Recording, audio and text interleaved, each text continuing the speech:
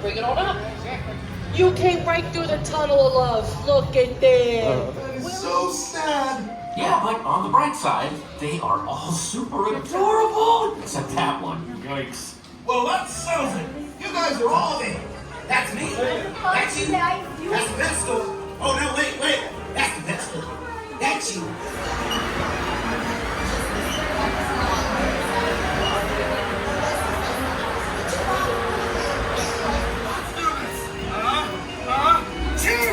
Good luck, puppies! And just remember, whatever happens, we will forget about you. I'm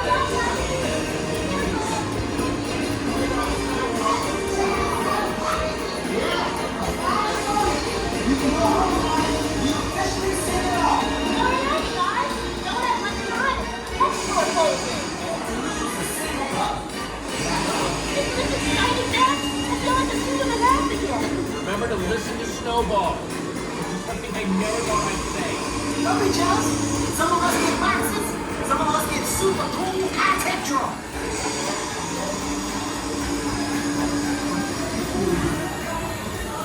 Come on.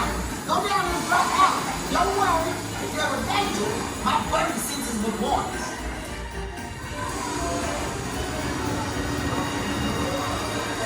Check out my buddy, huh? Yeah, a flying boat. Before we go home now.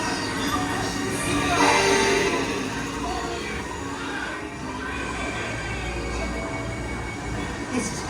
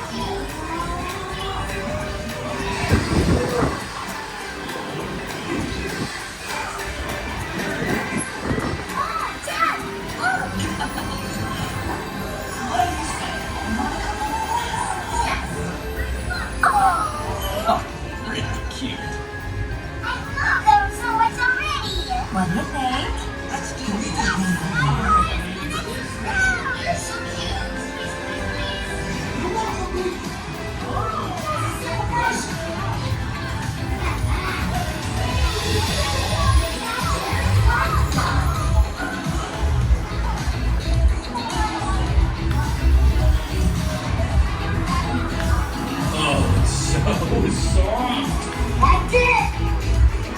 You guys got home! Yeah! That's what I need to do. You were tough, but I got you home.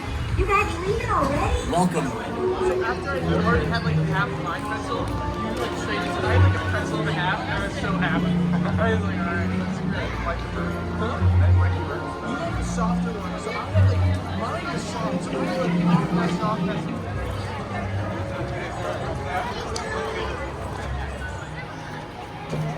Oh, you just saw that. I just watched that. Maybe you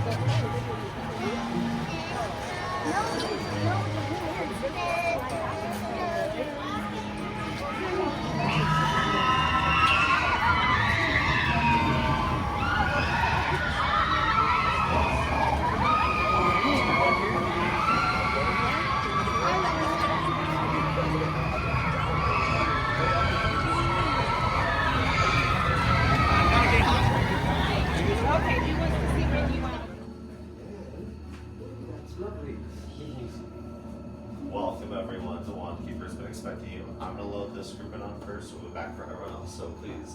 And he's a champion broom rider, so he knows what he's doing. Wonderful. Life is so much easier. Come on in. I see there are many of you here to witness a wand fitting, and you are very welcome. But please, do remain silent during this very complicated process. What is your name? Jack. Jack. Would you step into the light here, please? I sense powerful magic from you. A bit closer. Do you hold a wand with your left or right hand, Jack? Right hand. This way. Bring your hand closer, please. Do not move.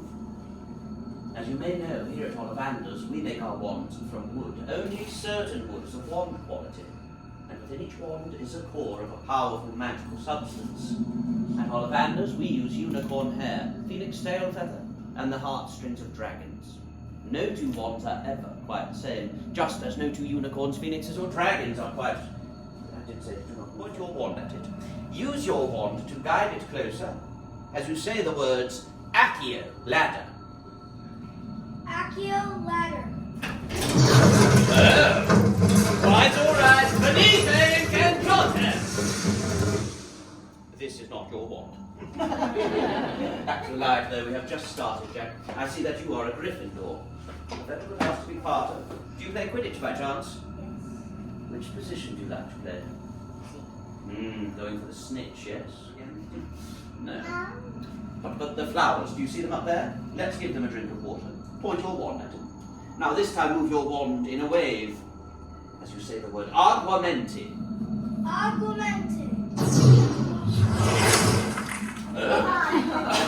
Oh dear.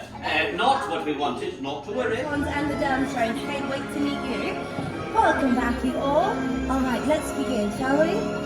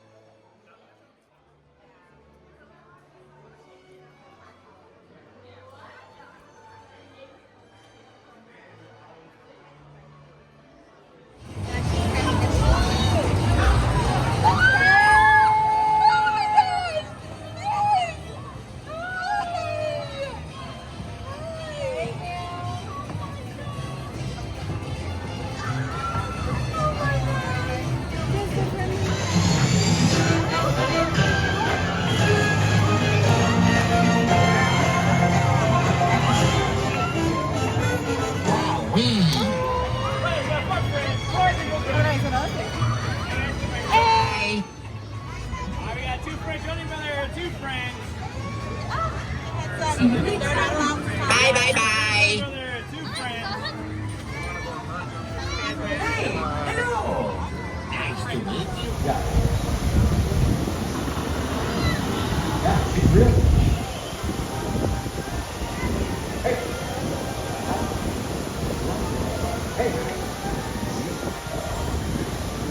Including Mark Platt, one of the producers of our new live-action movie. 5195 here on the left. Alternate to him. That was his office.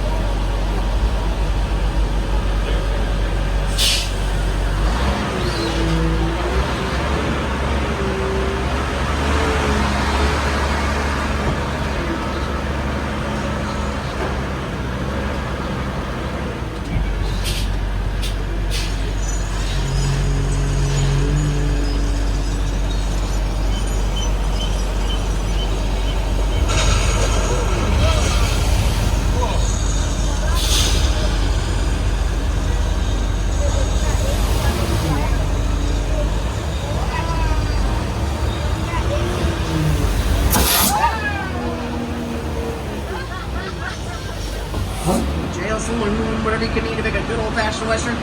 The silent film era, we didn't have to worry about audio overlap. So we could record 6 different Westerns at the same place at the same time. When you see the old photos and illustrations of directors with the big megaphones.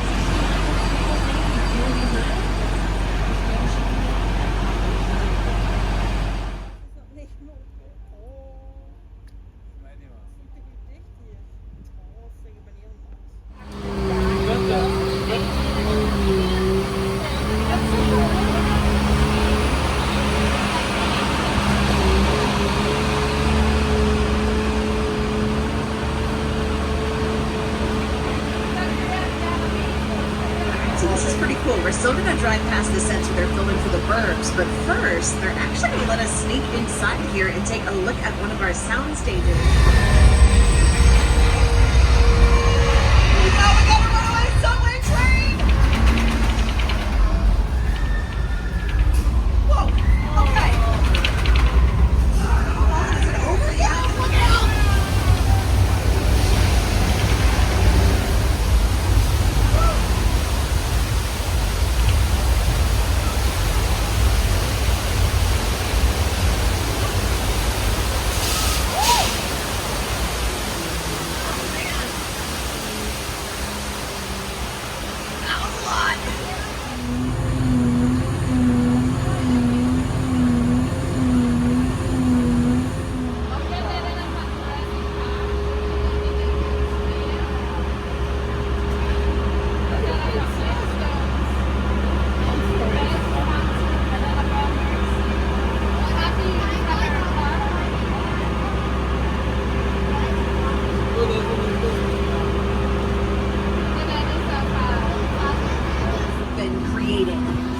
Extraterrestrial alien invasion site from the movie War of the Worlds.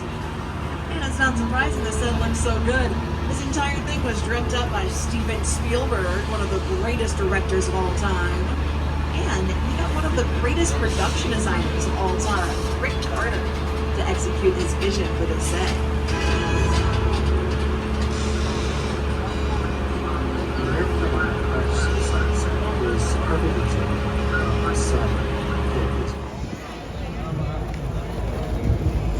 How many girlfriends do you have?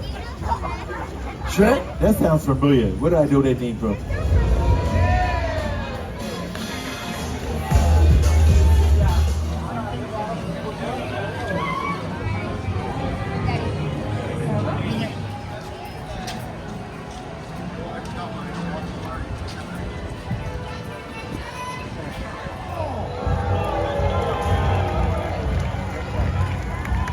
I am hoping you are all smart enough to realize that if you find yourself sitting in a green seat,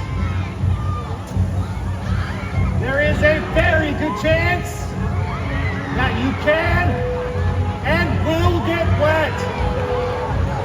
Water, as you should know, is a force of nature.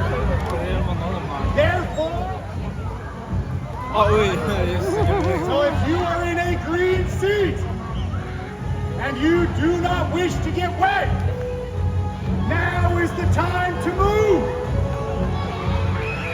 If you're in a silver seat directly behind a green seat, we just ran out of green paint.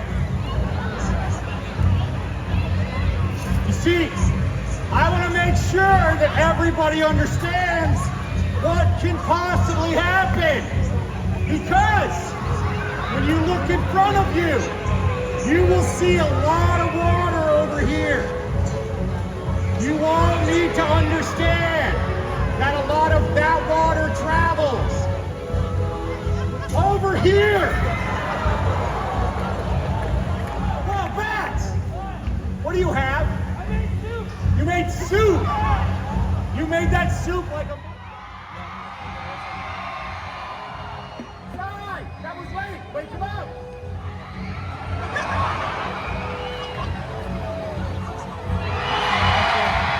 Let's go around the horn. Give me two.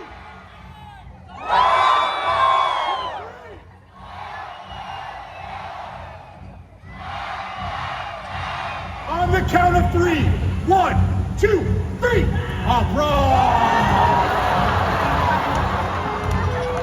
Round of applause!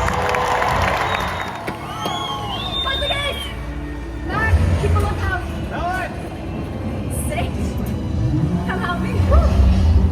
It is so good to see you alive. We're coming from the south!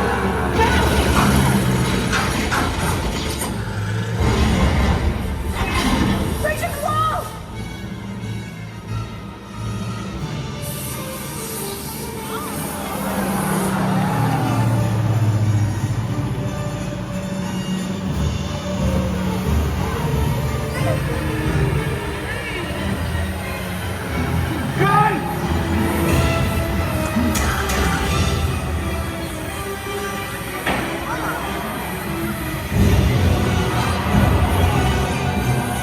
He's going to the gate!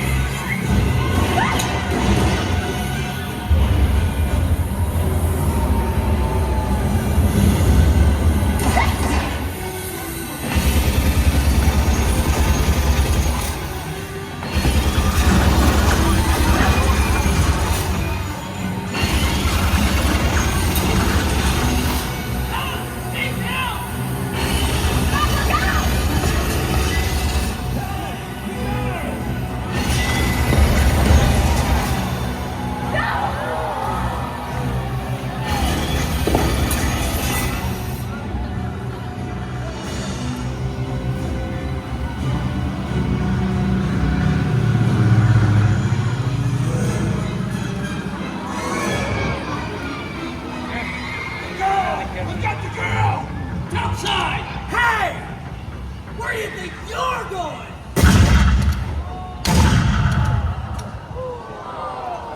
Signal the beacon!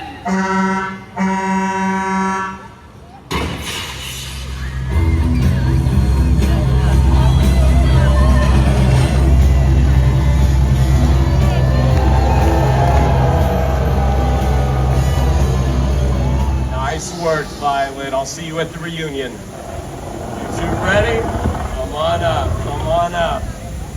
Now again, what this wind is doing is kicking up a bunch of snow. Now you'll notice Dad has positioned himself closest to the exits.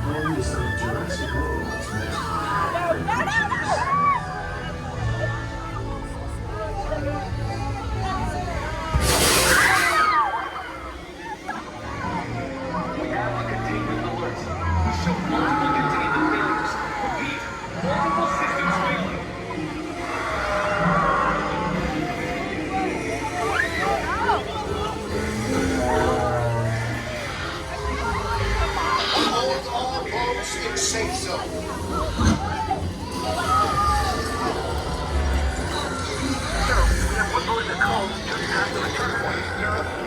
Out of containment. Advent containment units are predator code. Repeat. ACV predator code. Code red. I am simply going down to the bottom floor.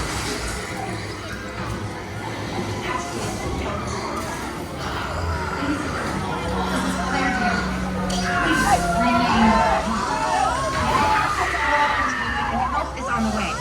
In the meantime, please.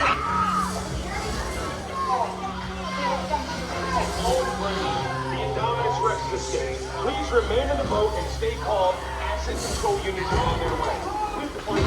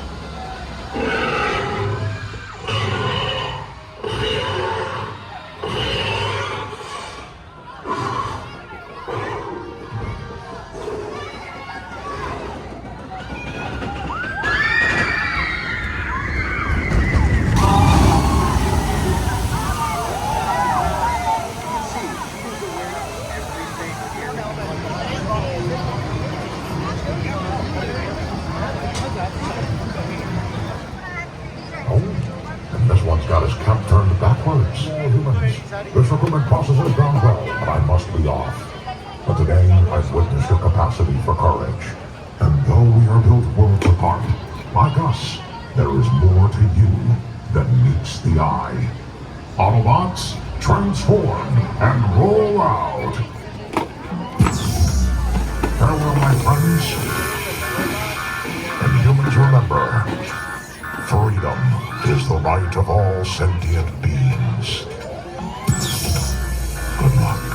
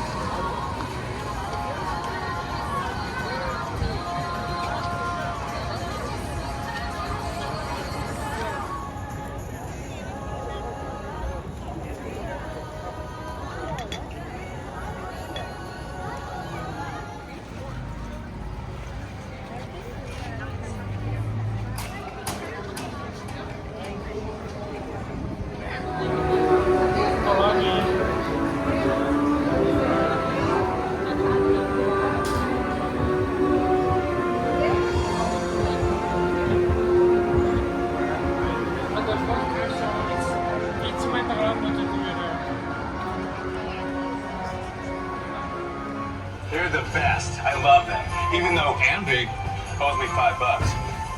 I know you guys are excited to get on the tour, but first, a few safety. Smoking of any kind. Sorry, Frank. And be prepared for loud noises, fire effects, sudden trend movements, and the possibility of getting wet. So please keep your cameras protected. We're about to cross into our front lot, which houses our 36 sound stages. In these buildings, we can create any environment to store your bands. Great example over here on your left, Sound Stage 12. It's the largest on our lot, where we've created some of the biggest sets, some of the biggest moments in movie history, like Frankenstein's laboratory, Dracula's castle,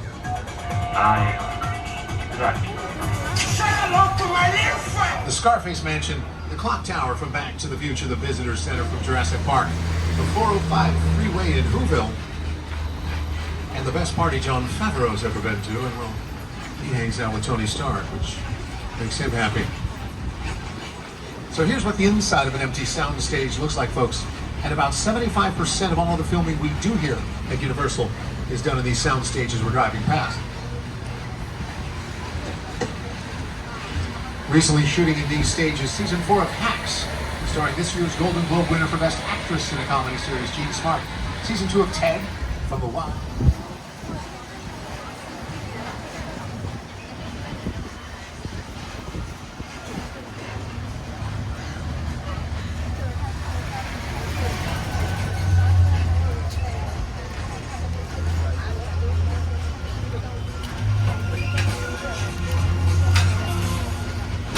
Now 14 over here on your left is a big one. It's where we built Mission Control for Ron Howard's Apollo 13. Remember that edge of your seat scene from Jurassic Park when Dr. Grant and Sam are in the tree and the SUV is coming barreling down on top of them? That was shot at 14 as well. Each one of these sound stages has a little red light beside the door. We call it a wigwag. And when it's red or when it's flashing, it's how I know the cameras are rolling. More importantly, it's how I know they're recording sound, which puts us in one of those quiet zones we were talking about, and then I go off the microphone for a bit. Because they're not 100% soundproof, folks. They're about 95%, which is pretty darn good, but we're pretty darn close. The term stage comes from the large outdoor platforms that were built during the silent film era to accommodate sets that couldn't be built in bare ground. And when the first indoor film stages were being constructed, they had glass ceilings to let the sunlight in, because at the time, electrical lighting wasn't powerful enough to light a movie. Now here we are cruising around electric tram.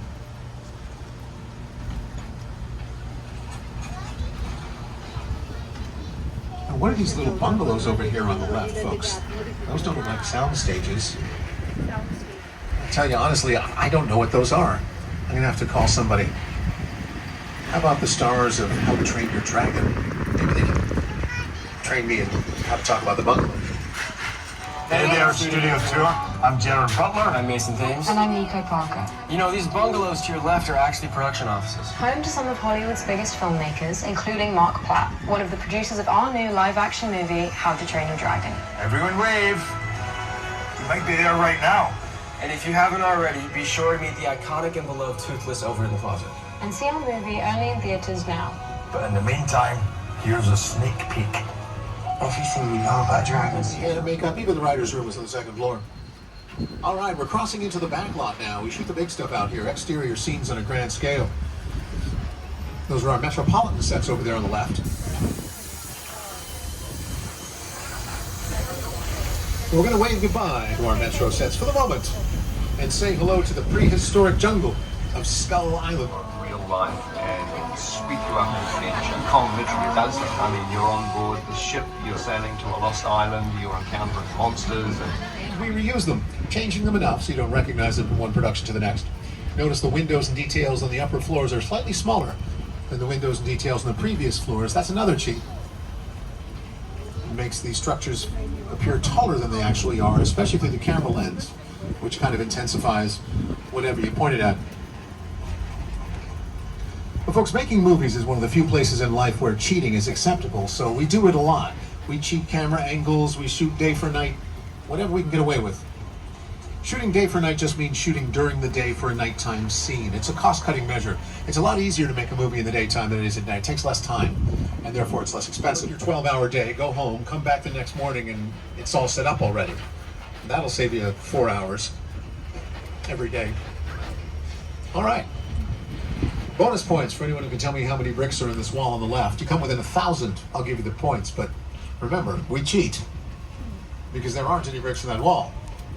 There is a pretty spectacular spray paint mural over here on the right, commemorating our classic monster movies. A guy named Tristan Eaton started out here in LA tagging dumpsters and buildings and developed some incredible talent. Now he's worked all over the world. There's one guy, a bunch of spray paint cans, and a lift to get him up there. All right, folks. So we're about to enter the first portion of that quiet zone. Next door in 32, the new comedy Happy's Place, and that tranquil lagoon is the original Black Lagoon. I'll leave you with that. I gotta go quiet.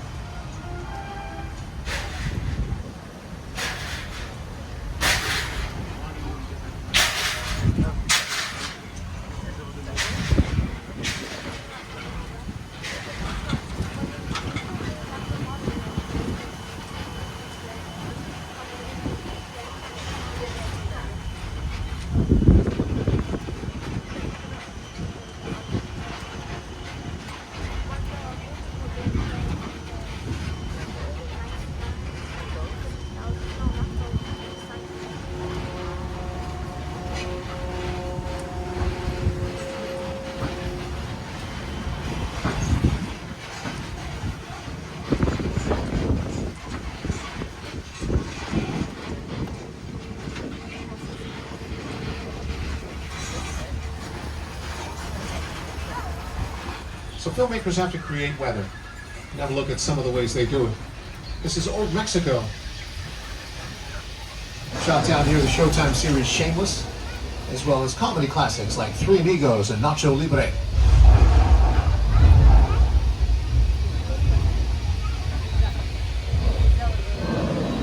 Let's start with some rain. So as you can see, rain is created by an overhead sprinkler hidden from view. We just shoot water straight up in the air and let it fall naturally like rain.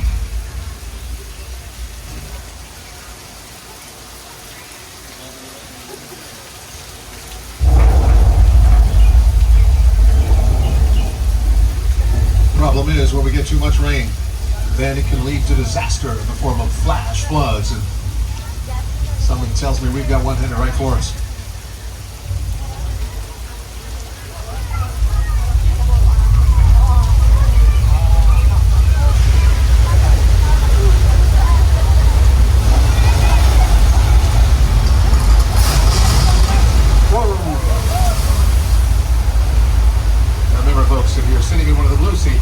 Well, you may get wet on the tour today.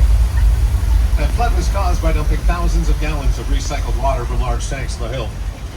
Here's what it looks like from actor Paul Giamatti's point of view in the comedy Big Fat Liar.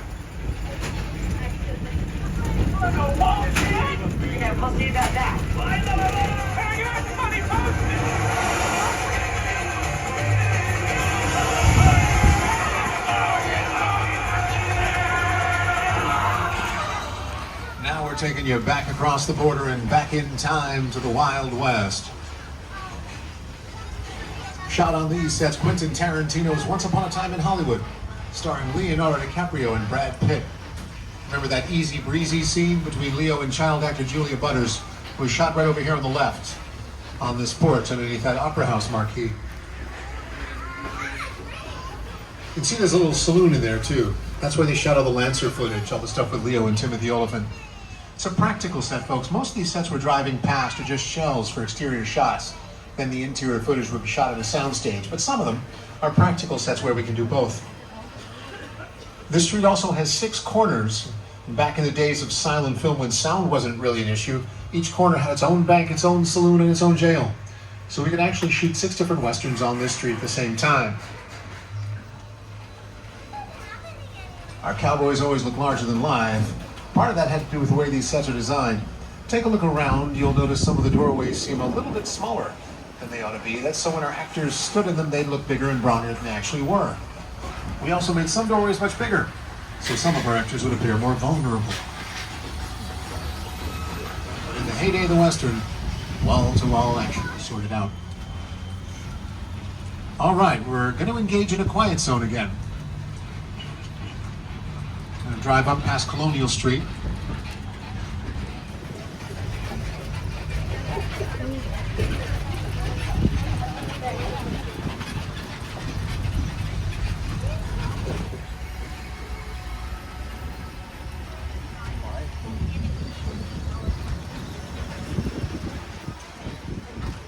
All right, we're back with probably the two most famous sets still standing in Hollywood over here on the right. The Bates Motel and the Psycho House from Hitchcock's Psycho. Home to Universal's public enemy number one, Norman Bates.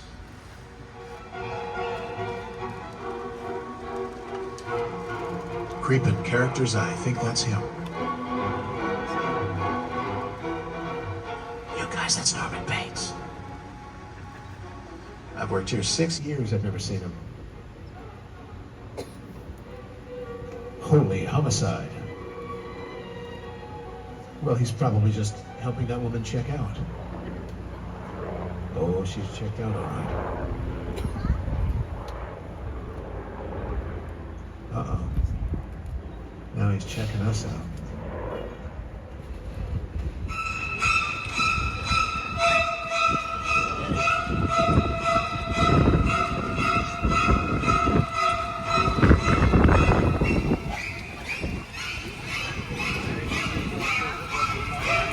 Now, if the house looks a little bit small, it's because it's a 3/4 scale.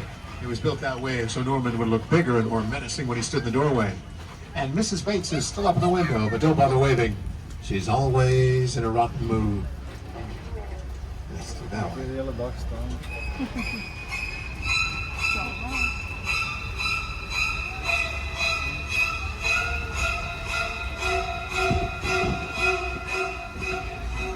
Original screenplay for his movie Get Out. And just up ahead of us is Jupiter's Claim. Some of the sets from Jordan Peele's sci-fi thriller Nope. Here's Jordan. Movie magic only happens when a team of collaborators, often in the hundreds, work together to take an impossible notion and bring it to life. This is Jupiter's Claim, a nostalgic, small-time Southern California amusement park owned by former child star Ricky Park.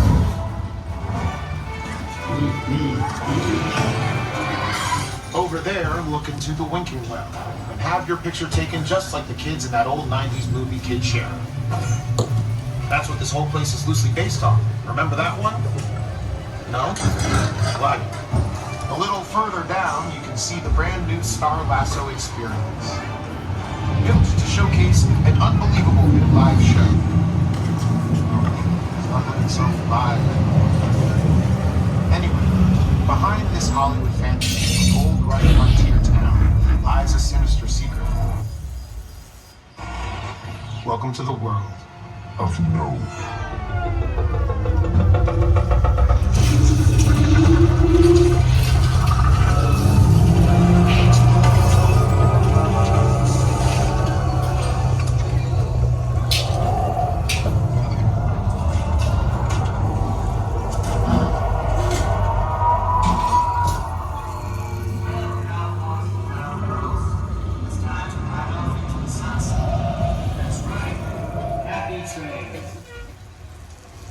Well, that's what it sounds like to be absorbed by a UFO, folks. And you know, the backdrop was built in 1987 for Jaws: The Revenge. Since then, it's been used in countless productions. Yeah, we've had sharks out here, dinosaurs, Incredible Hulks, and Tom Hanks in Ron Howard's Apollo 13, Clint Eastwood's Sully. Here's a great scene from Sully. Let's do a deep dive into this one. So Falls Lake is a series of pools with different levels of depth that we can fill and drain. So what they did with Sully is lower the body of an A320 onto a gimbal so it could rock back and forth, raise the water level up to hide it, add some actors and stunt personnel on the wings of the plane. The cloudy sky in the background is the backdrop. It's just painted on. And the New York skyline was actually put in post. It's computer-generated imagery, or CGI. In 2016, we had that luxury. But this is probably the most popular spot, other than the metro sets, for outside productions to come in and shoot There's just not a lot of these facilities around. Sully was a Warner Brothers production, and for those of you who remember the mermaid sequence in Disney's Pirates of the Caribbean starring Johnny Depp, that was shot out there. Also the F-14 Escape in Paramount's Top Gun Maverick starring Tom Cruise. So we're all friends here in Hollywood when it comes to filming locations. Everybody wants to make a good movie. And I hope you've enjoyed your look behind the scenes.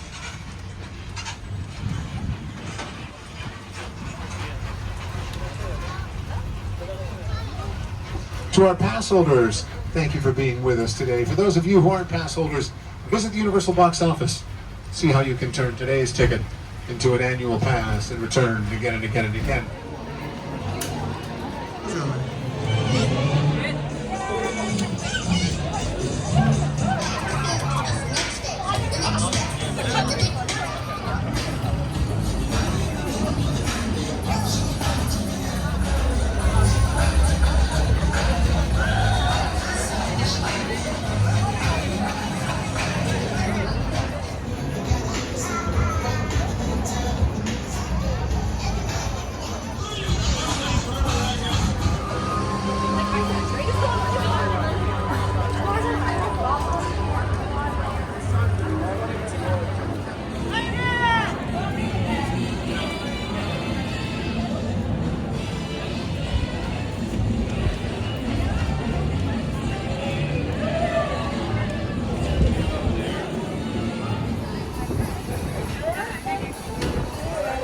Alrighty guys, we just hit our 5 minutes.